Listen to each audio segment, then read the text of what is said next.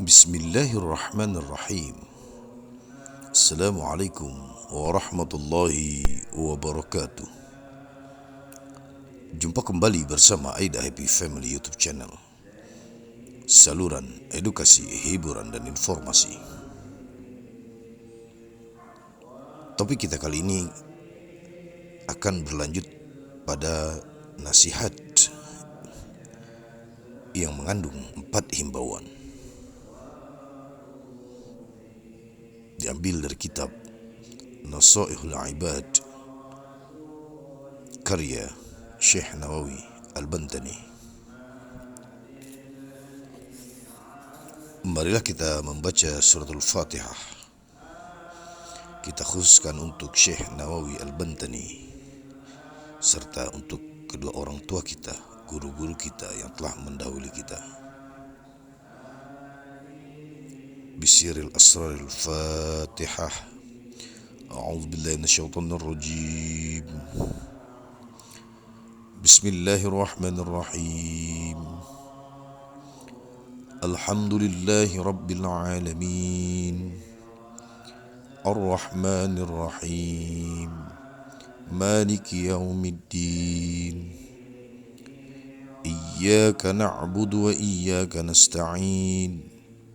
اهدنا الصراط المستقيم صراط الذين أنعمت عليهم غير المغضوب عليهم ولا الضالين آمين. بسم الله الرحمن الرحيم. يا حي يا قيوم اللهم صل وسلم على سيدنا محمد وعلى آل سيدنا محمد. 4 perkara baik dan 4 perkara lain yang lebih baik. Ada 4 perkara baik, tetapi 4 perkara lainnya jauh lebih baik. Ini adalah perkataan hukama, yaitu rasa malu yang dimiliki kaum lelaki itu baik, namun jauh lebih baik jika malu dimiliki kaum perempuan. Yang kedua, sikap adil yang dimiliki setiap orang itu baik, namun jauh lebih baik jika adil dimiliki oleh para penguasa. Yang ketiga adalah taubat. Taubat adalah melepaskan diri dari segala perbuatan dosa dan kembali menjalankan semua perintah Allah. Taubat orang yang lanjut usia itu baik, namun jauh lebih baik taubat orang yang masih muda. Yang keempat, sifat pemurah kaum hartawan itu baik, namun jauh lebih baik jika sifat pemurah ada pada diri orang-orang fakir.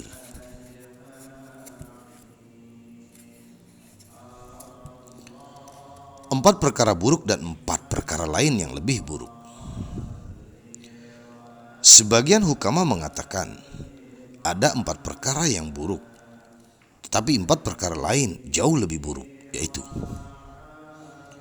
anak muda melakukan perbuatan dosa itu buruk, tetapi lebih buruk lagi jika dilakukan orang yang sudah lanjut usia. Orang bodoh sibuk mengurusi dunia itu buruk, tetapi lebih buruk lagi jika dilakukan oleh orang alim. Orang awam malas menjalankan ketaatan itu buruk, tetapi lebih buruk lagi jika dilakukan para ulama dan para santri. Yang keempat, orang kaya takabur itu buruk, tetapi lebih buruk lagi jika dilakukan orang miskin. Terkait dengan poin kedua di atas, Rasulullah Shallallahu Alaihi Wasallam pernah bersabda, siapa yang bertambah ilmunya namun tidak bertambah kezuhudannya, maka dia akan bertambah jauh dari Allah Subhanahu wa Ta'ala. Hadis riwayat Ad-Dailami dalam Musnad Al-Firdaus.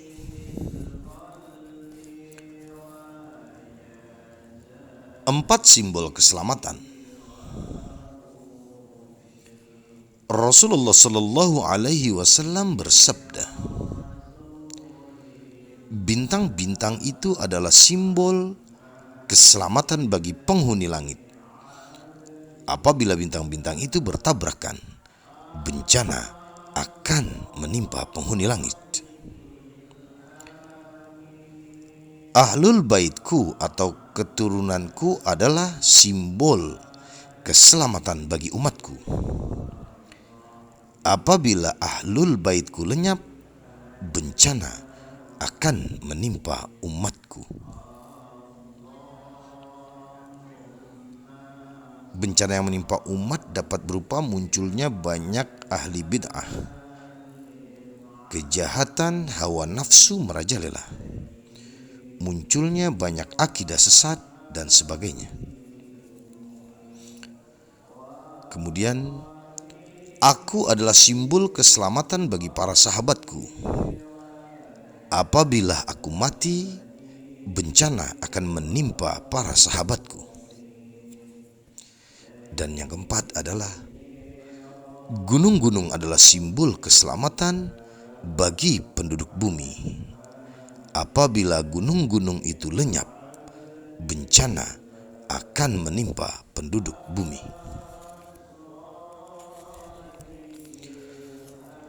Empat perkara penyempurna bagi empat perkara lainnya. Abu Bakar As-Siddiq radhiyallahu anhu berkata, ada empat perkara yang akan sempurna dengan empat perkara lainnya, yaitu kekurangan dalam sholat disempurnakan dengan sujud sahwi. Puasa Ramadan disempurnakan dengan membayar zakat fitrah. Kekurangan dalam ibadah haji disempurnakan dengan membayar fidyah. Dan iman disempurnakan dengan jihad. Terkait dengan kekeliruan dalam sholat, Syekh Ahmad Nahrawi menjelaskan bahwa kekurangan dalam sholat ditandai dengan adanya berbagai kekeliruan yang menyebabkan seseorang melakukan sujud sahwi.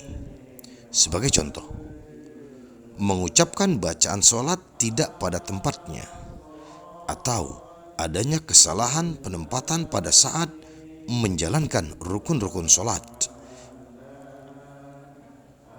baik sunnah ab'ad maupun sunnah hayat. Apabila kekeliruan itu terjadi pada rukun sholat, mutlak diperlukan sujud sahwi. Jika kekeliruan dalam sunnah ab'ad itu terjadi pada tasyahud awal, mutlak diperlukan sujud sahwi. Namun, khusus untuk kekeliruan dalam doa kunut yang masih termasuk kategori sunnah ab'ad, ada beberapa catatan. Contoh, penempatan doa kunut yang keliru adalah jika doa kunut dilakukan pada rakaat pertama sholat subuh. Kunut yang keliru semacam itu, jika niatnya adalah kunut subuh, mutlak diperlukan sujud sahwi.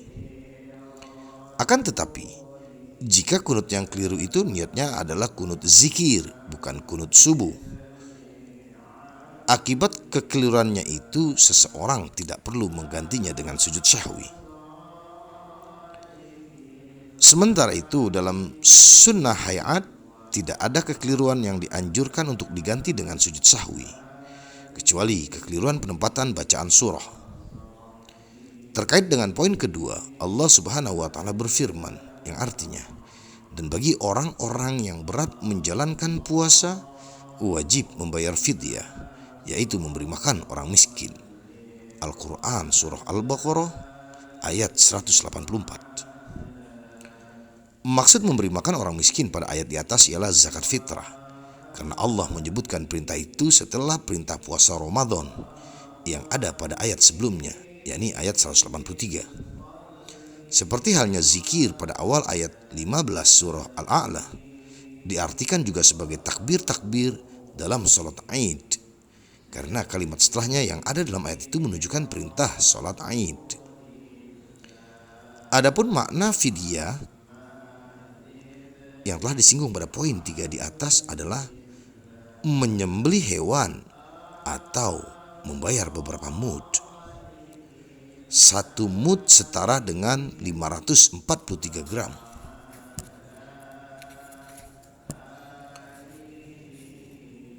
Jadi membayar berapa mud makanan pokok, karena ada beberapa hal yang mewajibkan atau menyunahkan jamaah haji untuk melakukan itu.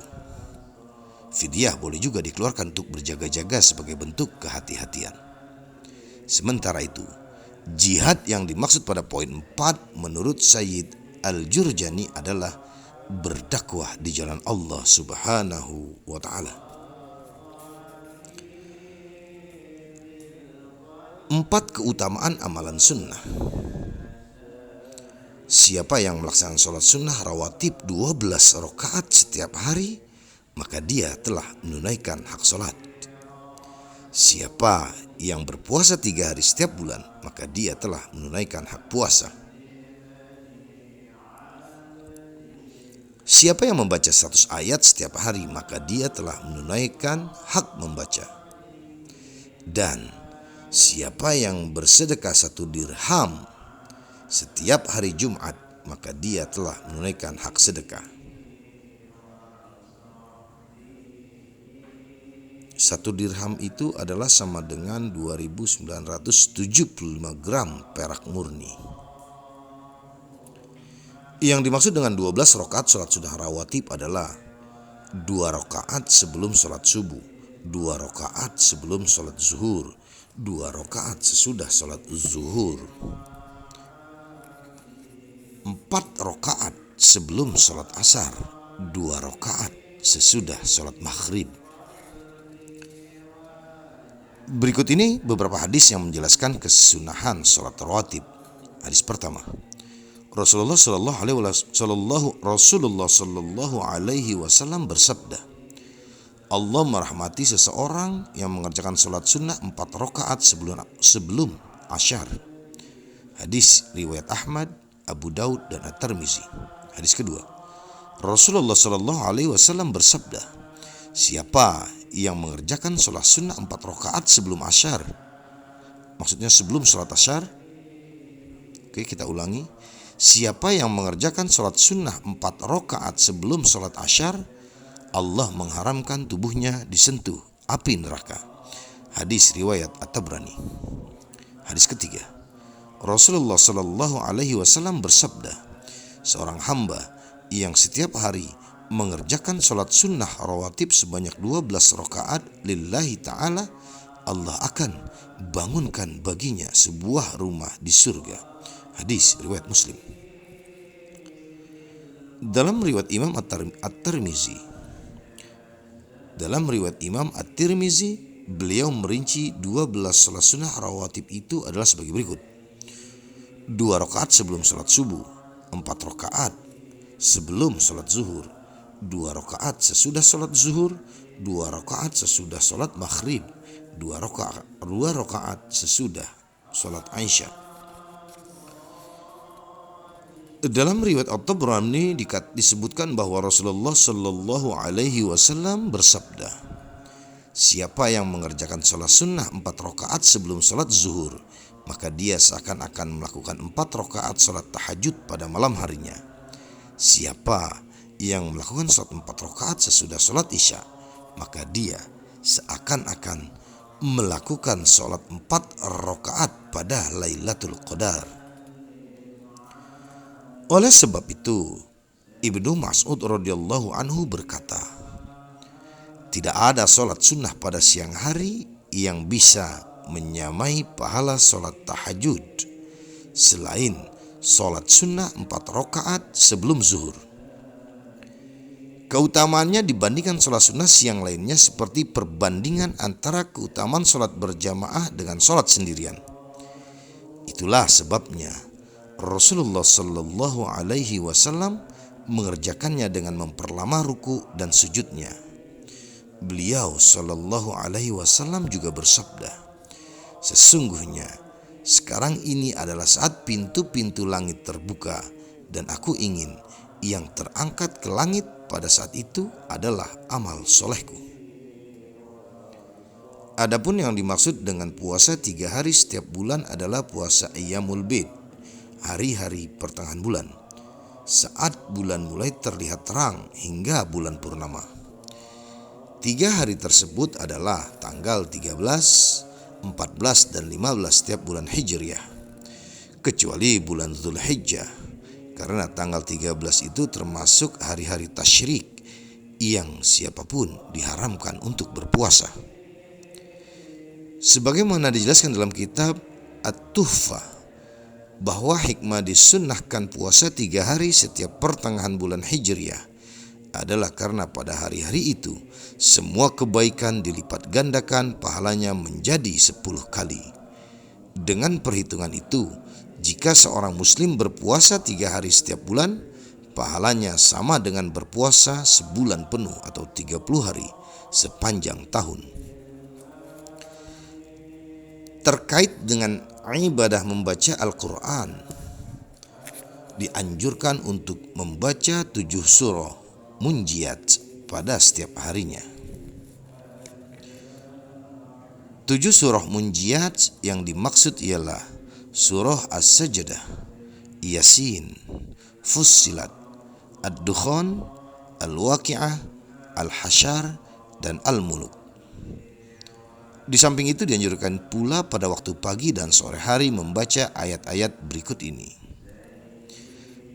Ayat-ayat permulaan surah Al-Hadid, ayat-ayat terakhir surah Al-Hasyr, surah Al-Ikhlas, surah Al-Falaq, dan surah An-Nas. 4 jenis laut. Umar bin Khattab radhiyallahu anhu mengatakan, lautan itu ada 4 macam. Pertama, hawa nafsu yang berupa lautan dosa, yaitu kecenderungan jiwa untuk memenuhi keinginan-keinginan yang tidak dibenarkan oleh syariat. Yang kedua, nafsu yang berupa lautan syahwat, yaitu nafsu amarah dengan tabiatnya yang cenderung mencari kenikmatan jasmani. Inilah yang menjadi habitat segala keburukan. Yang ketiga, kematian yang berupa lautan umur, yaitu kematian yang merupakan kumpulan umur-umur beserta lembaran-lembaran catatan amal. Yang keempat, alam kubur yang berupa lautan penyesalan, yaitu alam barzakh yang memisahkan antara kehidupan dunia dan kehidupan akhirat. 4 sumber kenikmatan ibadah. Utsman bin Affan radhiyallahu anhu berkata, aku telah menemukan nikmatnya beribadah dalam 4 hal berikut. Pertama, dalam menunaikan kewajiban-kewajiban Allah, baik yang ringan maupun yang berat. Yang kedua, dalam menjauhi larangan-larangan Allah, baik yang kecil maupun yang besar. Yang ketiga, dalam menyeru pada yang ma'ruf karena mengharap pahala dari Allah. Yang keempat, dalam mencegah kemungkaran, baik dengan perkataan maupun perbuatan, dan menjauhkan diri dari murka Allah Subhanahu wa ta'ala. 4 perkara utama yang hakikatnya adalah kewajiban. Utsman bin Affan radhiyallahu anhu berkata, 4 perkara yang secara lahir tampak sebagai keutamaan, tetapi batinnya atau hakikatnya adalah kewajiban, ialah sebagai berikut. Pertama, bergaul dengan orang-orang soleh adalah keutamaan. Namun mengikuti kesolehan mereka merupakan kewajiban. Yang kedua, membaca Al-Quran adalah keutamaan, namun mengamalkan kandungannya merupakan kewajiban. Yang ketiga, ziarah kubur adalah keutamaan, namun menyiapkan bekal untuk kehidupan sesudah mati merupakan kewajiban. Yang keempat, menjenguk orang sakit adalah keutamaan, namun berwasiat di akhir hayat merupakan kewajiban. Terkait dengan poin ketiga, ziarah kubur itu ada kalanya dilakukan hanya untuk mengingat kematian, tazkiratul maut, dan kehidupan akhirat, sehingga bisa saja dengan melihat kuburan. Dengan melihat kuburan seseorang tanpa tahu siapa yang dikubur, meskipun itu orang kafir, atau tujuannya untuk berdoa, maka ziarah kubur dianjurkan pada kuburan umat Islam. Kalau untuk tabaruk dianjurkan pada kuburan orang-orang baik, atau ziarah yang niatnya untuk memenuhi hak seperti pada kuburan saudara atau orang tua. Tentang wasiat di akhir hayat, Rasulullah Sallallahu Alaihi Wasallam bersabda dari Anas radhiyallahu anhu, orang-orang yang terhalang atau dari pahala adalah orang yang terhalang memberikan wasiat. Hadis riwayat Ibnu Majah. Beliau juga bersabda, siapa yang meninggal dunia dalam keadaan sempat berwasiat, berarti dia meninggal dengan cara yang benar, dalam keadaan melakukan sunnah, dalam keadaan bertakwa, mati syahid, dan mati dalam keadaan diampuni dosa-dosanya. Hadis riwayat Ibnu Majah. 4 tanda orang beriman. Ali bin Abi Thalib radhiyallahu anhu berkata, pertama, siapa yang merindukan surga, dia akan bersegera melakukan kebaikan. Yang kedua, siapa yang takut siksa neraka, dia akan berhenti mengikuti hawa nafsu. Yang ketiga, siapa yang yakin datangnya kematian, dia tidak akan terlena dengan kesenangan dunia. Dan yang keempat, siapa yang mengetahui bahwa dunia adalah tempat ujian, semua musibah akan dirasa ringan.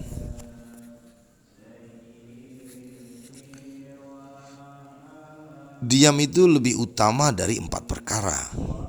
Rasulullah Sallallahu Alaihi Wasallam bersabda, pertama, salat adalah tiang agama, namun diam lebih utama. Yang kedua, sedekah dapat memadamkan murka Tuhan, namun diam lebih utama. Yang ketiga, puasa adalah perisai dari siksa neraka, namun diam lebih utama. Yang keempat, jihad adalah puncaknya keutamaan agama, namun diam lebih utama. Yang dimaksud sholat sebagai tiang agama adalah kekuatan agama seseorang sangat bergantung pada sholat, karena sholat adalah bukti penghambaan manusia kepada Allah Subhanahu wa Ta'ala yang paling konkret. Sholat juga merupakan bentuk penunaian hak terhadap Tuhan yang telah memelihara alam semesta. Tidak hanya sholat, semua ibadah pada dasarnya adalah sarana manusia untuk mencapai substansi kehambaan.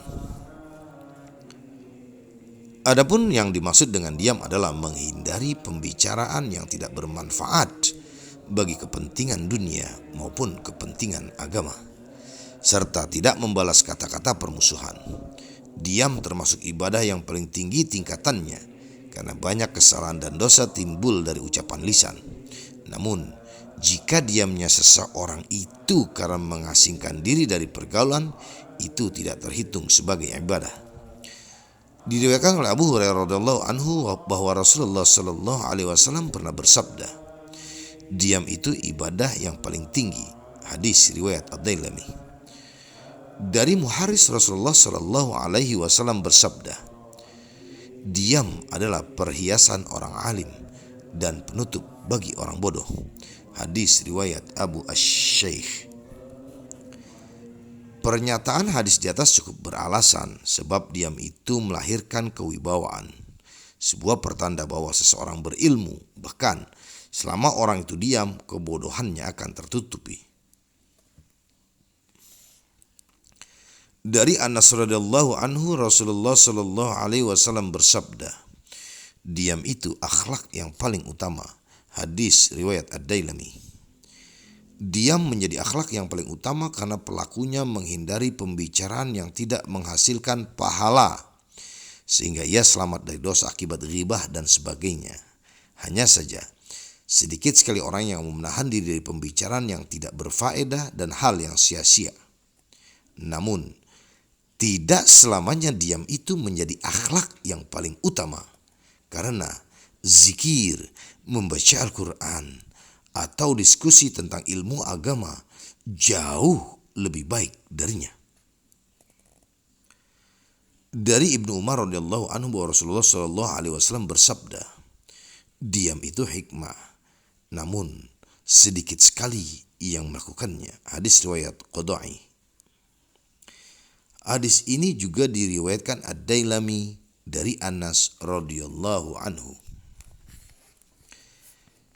Yang dimaksud diam itu hikmah adalah mengandung manfaat dan menghindarkan seseorang dari sifat bodoh. Seorang penyair mengungkapkan, wahai orang yang banyak bicara, kurangilah sedikit. Sungguh engkau telah bicara panjang lebar. Sungguh engkau telah andil dalam keburukan. Sekarang diamlah jika engkau ingin kebaikan. Rasulullah Shallallahu Alaihi Wasallam juga pernah bersabda, jihad yang paling utama adalah menaklukkan hawa nafsu untuk tunduk pada zat Allah. Hadis riwayat Ad-Dailami. 4 wahyu Allah pada Nabi Bani Israel. Diriwayatkan bahwa Allah Subhanahu wa taala telah mewahyukan kepada salah seorang nabi dari Bani Israel sebagai berikut. Diammu dari perkataan yang batil karena aku, pahalanya sama dengan pahala puasa. Kewaspadaanmu terhadap anggota badan dari perbuatan haram karena aku, pahalanya sama dengan pahala sholat. Ketidaktamakanmu terhadap milik orang lain karena aku, pahalanya sama dengan pahala sedekah. Pencegahan dirimu untuk tidak mengganggu umat Islam karena aku, pahalanya sama dengan pahala jihad.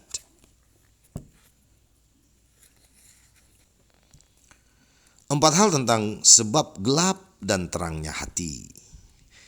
Diriwayatkan dari Abdullah bin Mas'ud radhiyallahu anhu, dia berkata, 4 perkara yang menyebabkan gelapnya hati ialah: pertama, perut terlalu kenyang.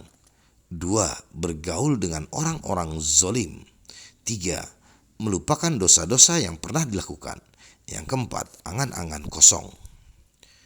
4 perkara yang menyebabkan terangnya hati ialah: pertama, perut terisi sedikit. 2. Bergaul dengan orang-orang soleh. 3. Mengingat dosa yang pernah dilakukan. Yang keempat, tidak banyak berkhayal. Yang dimaksud angan-angan kosong ialah mengharap sesuatu yang kemungkinannya jauh untuk dijangkau. Dalam hal ini Rasulullah Shallallahu Alaihi Wasallam bersabda, sesungguhnya yang paling aku takutkan dari kalian adalah 2 hal, yaitu menuruti hawa nafsu dan mempertinggi khayalan. Menuruti hawa nafsu itu akan menjauhkan diri dari kebenaran, sedangkan angan-angan kosong itu mencerminkan cinta terhadap dunia. Hadis riwayat Ibnu Abi Dunya. Terkait dengan pergaulan, Abu At-Thayyib pernah berkata, siapa yang bergaul dengan 8 golongan, maka Allah akan menambah 8 perkara baginya, yaitu: pertama, siapa yang bergaul dengan orang-orang kaya, maka Allah akan tambahkan pada dirinya rasa cinta terhadap dunia. Yang kedua, siapa yang bergaul dengan orang-orang fakir, maka Allah akan tambahkan pada dirinya rasa syukur dan ridho terhadap rizki yang diterima. Yang ketiga, siapa yang bergaul dengan penguasa, maka Allah akan tambahkan pada dirinya sifat keras hati dan sombong. Yang keempat, siapa yang sering bergaul dengan perempuan, maka Allah akan tambahkan pada dirinya kebodohan dan syahwat. Yang kelima, siapa yang sering bergaul dengan anak-anak, maka Allah akan tambahkan pada dirinya kegemaran bermain. Yang keenam, siapa yang bergaul dengan orang-orang fasik, maka Allah akan tambahkan pada dirinya keberanian untuk melakukan dosa dan menunda-nunda taubat. Yang ketujuh, siapa yang bergaul dengan orang-orang soleh, maka Allah akan tambahkan pada dirinya rasa cinta melakukan ketaatan.